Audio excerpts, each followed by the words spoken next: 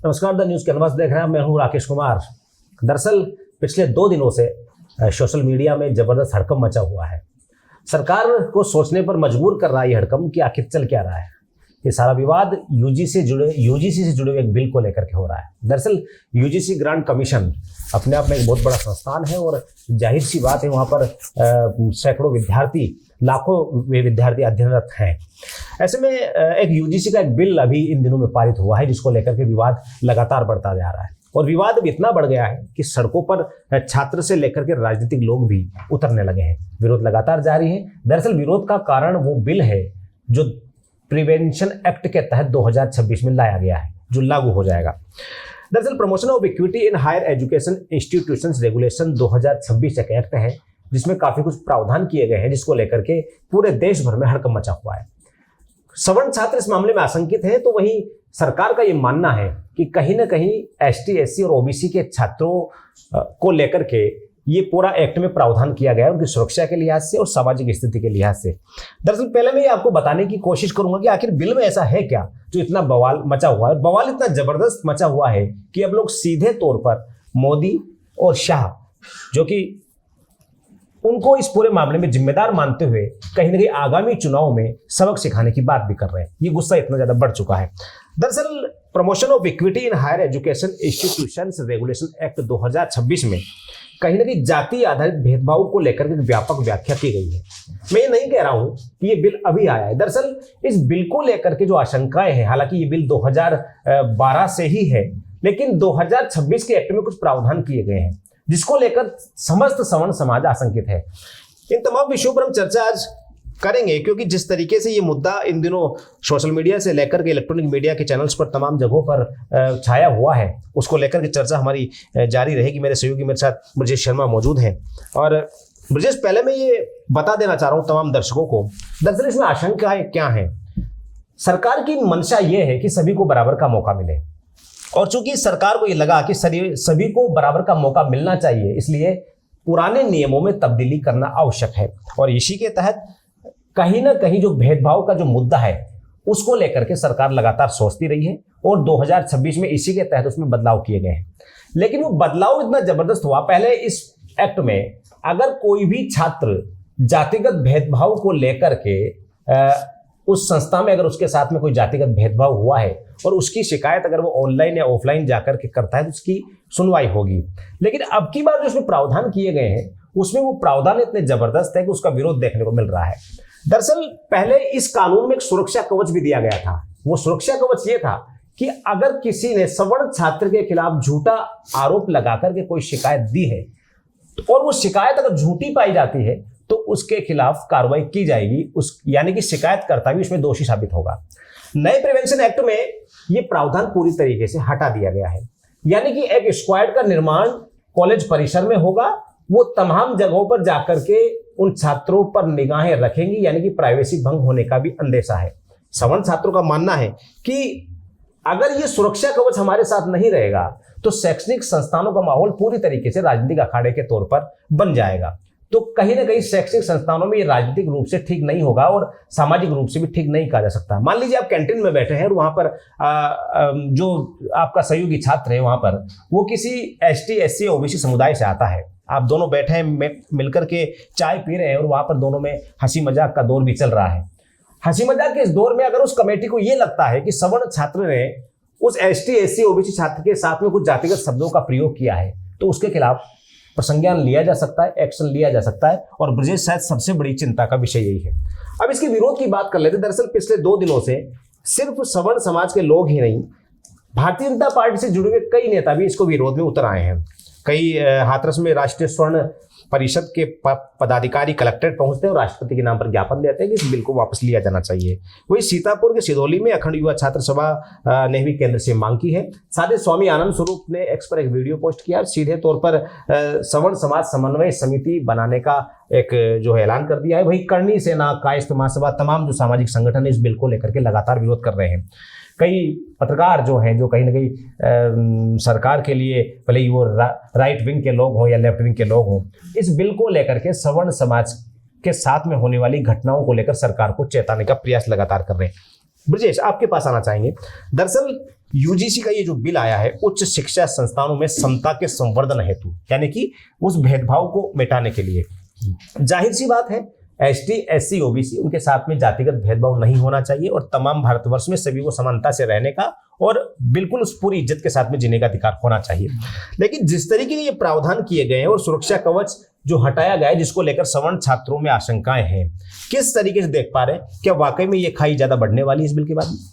देखिए, 1989 में दलितों, ओबीसी और सवर्णों को लेकर एक कानून पारित किया गया, जिसमें दलितों के लिए विशेषकर था कि उनके साथ विश्वविद्यालयों में कोई ऐसा काम ना हो, उनको परेशान ना किया जाए या उनको टॉर्चर ना किया जाए। इन तमाम चीजों को लेकर, जातिगत भेदभाव को उनको सामना ना करना पड़े, उसको लेकर कानून बनाया गया था। लेकिन अचानक से 2026 में इन जो प्रावधान उसमें तय किए गए थे, उसमें से अचानक से बदलाव किए गए हैं जी।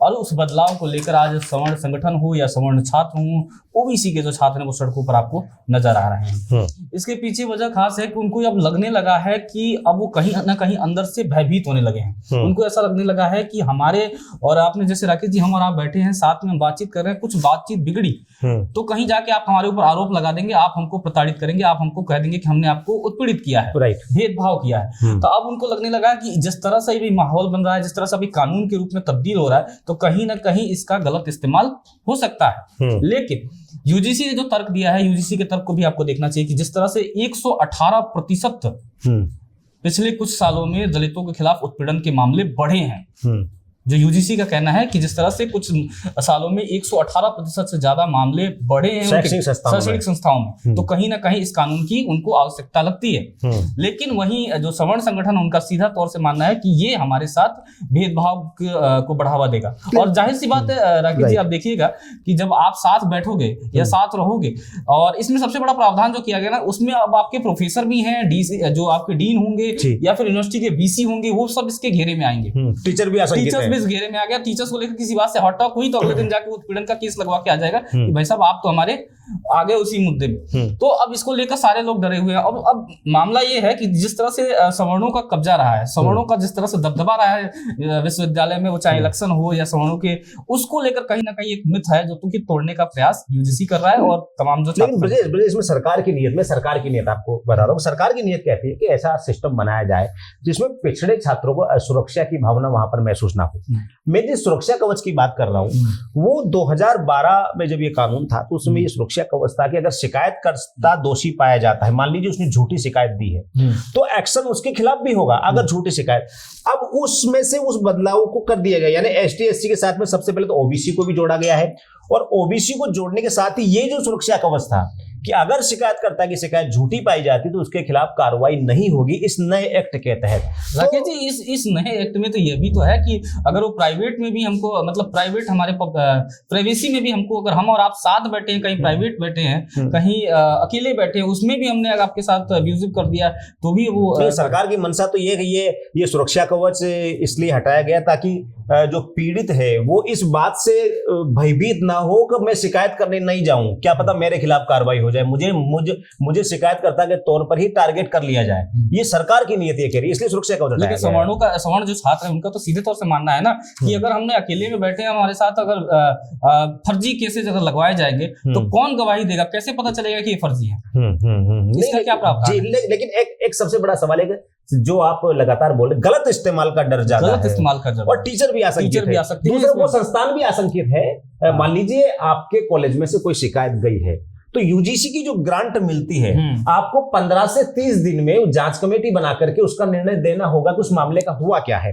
अगर वो आप निर्णय नहीं देते तो ऐसे में कॉलेज प्रबंधन भी उस दबाव में आएगा, यूजीसी के दबाव में, उस जो उनको गवर्नमेंट से फंडिंग मिलती है कि कहीं ना कहीं अगर हमने इसका सही समय पर फैसला नहीं दिया तो हमारी जो फंडिंग है, गवर्नमेंट के जितने भी जो फंडिंग कॉलेजेस को होती है, जो ग्रांट मिलती है, वो कहीं ना कहीं ना अटक जाए। ऐसे में कॉलेज प्रबंधन भी कहीं इस शिकायत को जल्द से जल्द निपटाने की तैयारी में रहेगा। तो ऐसे में सवर्ण छात्रों की जो आशंका है कि बार बार ये देखिए ना आप, उनके कॉलेजों की हो या विश्वविद्यालय की मान्यताओं पर भी खतरा कई बार मंडराने लगता है। जब बार बार आप शिकायतों का निपटारा नहीं करते हैं तो उनको यूजीसी खींचता है, उनको कोशिश करता है कि इनके ऊपर जो भी चल रहे हैं उसको निपटाया जाए, तो उनकी कई बार उनकी मान्यताओं पर भी खतरा बनता है। तो इसको लेकर तमाम जो सवर्ण और मैं जहां तक देख पा रहा हूँ उत्तर प्रदेश इसका हब बना हुआ है। उत्तर प्रदेश में क्योंकि लागू कर दिया गया उत्तर प्रदेश में लागू होने के बाद से ये विरोध का स्वर उठ रहा है। अभी यति नरसिम्हानंद सरस्वती हैं, उन्होंने भी इसको लेकर विरोध जताया है।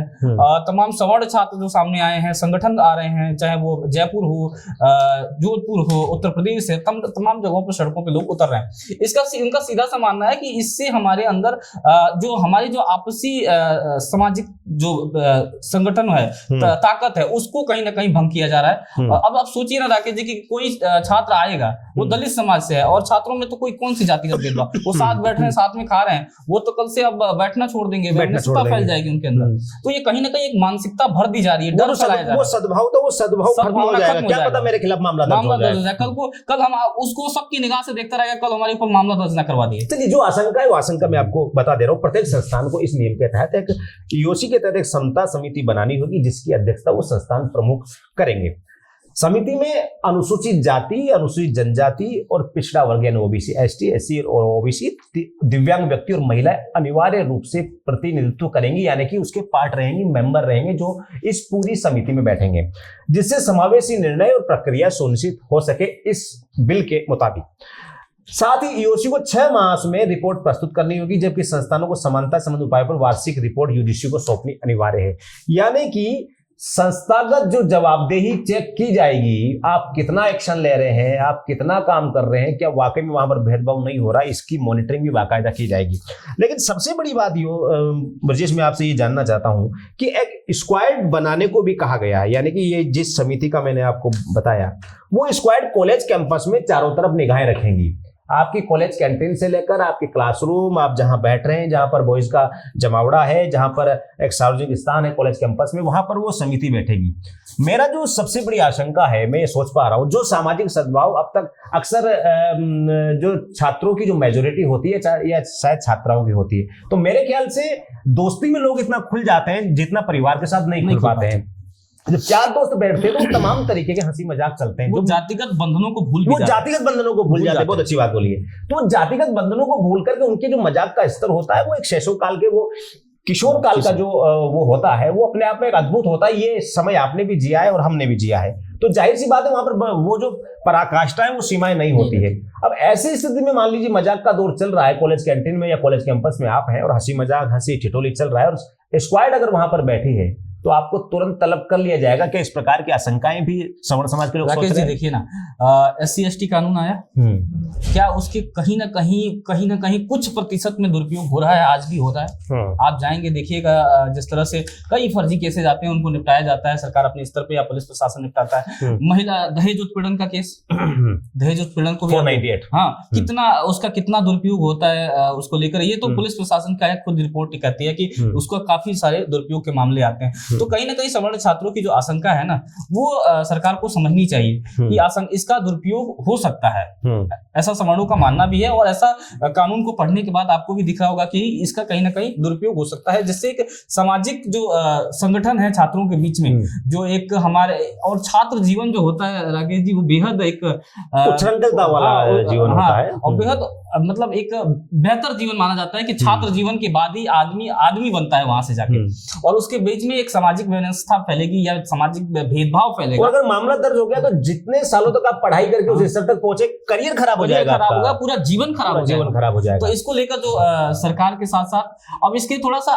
पॉलिटिकल बैकग्राउंड में भी चलिए ना, कि जिस तरह से छात्रों को लेकर आप ये कानून आया है, छात्रों का जिस तरह से राजनीति में दबदबा है, छात्र जिस तरह से उत्तर प्रदेश में, आप खासकर उत्तर प्रदेश की बात करिए, उत्तर प्रदेश में जिस तरह से छात्रों का दबदबा है तमाम दलों के बीच में, छात्र संगठन भी है ना, एनएसयूआई अपना बड़ा काम करती है, एबीवीपी अपना बड़ा काम करती है, और इस बार ऐसा नहीं कोई संगठन एक साथ नहीं है, दोनों संगठन इस बार एक साथ काम कर रहे हैं। तो दोनों ने एक साथ ऐलान किया कि हम दोनों अब इसमें जा रहे हैं, क्योंकि तमाम जातियों में लोग दोनों संगठनों में, सवर्ण तो दोनों में है ना, तो ओबीसी के लोग दोनों में है। तो कहीं ना कहीं एक बार सरकार को भी सोचना चाहिए, उत्तर प्रदेश सरकार को बहुत गंभीरता से सोचने की जरूरत है कि आप देखिएगा कि 27 में चुनाव है, और 27 का चुनाव कहीं नुकसान हो सकता है। ना हो जाए।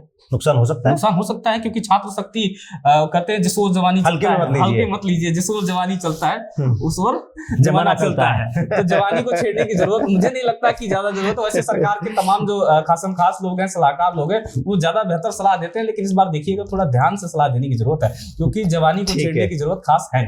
चलिए, अभी तक हालांकि सरकार की तरफ से इस मामले को लेकर कुछ खास स्पष्टीकरण आया नहीं है, लेकिन जो बिल की मूल बातें थी, जो मूल प्रावधान थे, वो मैंने आपको बताने का प्रयास किया है। और सरकार की मंशा सिर्फ इतनी सी है कि ST SC OBC और इन छात्रों को असुरक्षा की भावना ना हो, उन्हें कहीं जातिगत भेदभाव का सामना ना करना पड़े। और मैं भी इस बात से सहमत हूँ कि किसी भी छात्र के साथ में सिर्फ कॉलेज परिसर ही नहीं, समाज में भी इस प्रकार की असुरक्षा की भावना उसको महसूस नहीं होनी चाहिए। लेकिन आपको दूसरी तरफ भी देखना पड़ेगा। आपने जो बैरिकेडिंग हटाई है वहां पर, क्योंकि अगर कोई व्यक्ति दोषी होगा, अगर आपने वहां बैरिकेडिंग नहीं किया और झूठी शिकायत करते हुए पाया जाता है, तो आपको शायद इस बैरिकेडिंग पर भी सोचना चाहिए कि झूठी शिकायत करने वाले को भी सजा का प्रावधान होना चाहिए। क्योंकि राजनीतिक कारणों से कई प्रकार के कारण हो सकते हैं कि किसको टारगेट करना है, किसको निशाने पर लेना है। आपका एक मजाक किसी छात्र के पूरे जीवन पर भारी पड़ सकता है। थोड़ा सा सोचे कि किसी के पारिवारिक कारण हो सकते हैं, किसी के घर संबंधों की लड़ाई हो सकती है। अब उसके पास मौका है कि ले चलो उसको यूनिवर्सिटी प्रशासन कैंपस में, हम वहां उसको घसीटते हैं, है ना, उसके खिलाफ कानून का इस्तेमाल कर सकते हैं। तो कहीं ना कहीं इस कानून को लेकर दोबारा सोचने की भी जरूरत है। जो छात्र संगठनों की जो मांग है उस पर भी विचार करने की सरकार को खास जरूरत है। यानी कि गलत इस्तेमाल का डर सवर्ण समाज में और सवर्ण छात्रों में है। कानून का टीचर भी आशंकित है कि कहीं उन छात्रों को हम ज्यादा डांट देंगे तो कहीं हमारे खिलाफ मामला दर्ज ना हो जाए। टीचर तो पढ़ा भी नहीं पाएंगे, पढ़ा भी नहीं पाएंगे। वो तो सोचेंगे हम बोले तो कहीं वो नाराज हो जाए, तो उसके तो ये जो तमाम आशंकाएं हैं, उन आशंकाओं को लेकर सरकार को आम आवाम के बीच में आना होगा या अपने मंच से बोलना होगा कि इस प्रकार की चीजें होती है। और जो मांगे अक्सर सवर्ण समाज की एक ही मांगे, जिस प्रकार से वो कानून जो कहीं ना कहीं जिसके खिलाफ विरोध हुआ है, जैसे किसान आंदोलन आप ले लीजिए, या तमाम जो कानून है जो कहीं ना कहीं आम आवाम को पसंद में नहीं आए थे, उनको वापस लिया गया, उनमें सुधार की गुंजाइश थी, उनको भेजा गया। तो सवर्ण समाज की एक ही मांगे पूरे देश से जो आ रही है कि इस कानून पर दोबारा सोचना चाहिए। हम विरोध नहीं कर रहे इस बात का कि कानून नहीं आना चाहिए, किसी के खिलाफ भी इस प्रकार की दुर्भावनापूर्ण या उचित राजनीति नहीं होनी चाहिए। लेकिन सवर्ण समाज का अपना एक तर्क है, उस तर्क को लेकर जो आशंकाएं, उन आशंकाओं पर काम होना जरूरी है। और शायद सरकार को भी तमाम विषयों पर सोचना चाहिए, क्योंकि सवर्ण समाज का छात्र हो या ST SC OBC का छात्र हो, दोनों ही आगे जाकर के इस भव्य भारत के नागरिक बनने वाले हैं, सभ्य नागरिक बनने वाले हैं। ऐसे में जाहिर सी बात है, जो समानता का अवसर है वो सभी को समान रूप से मिलना आवश्यक है। अभी तक के लिए इतना ही। देखते रहिए द न्यूज़ कैनवास। नमस्कार।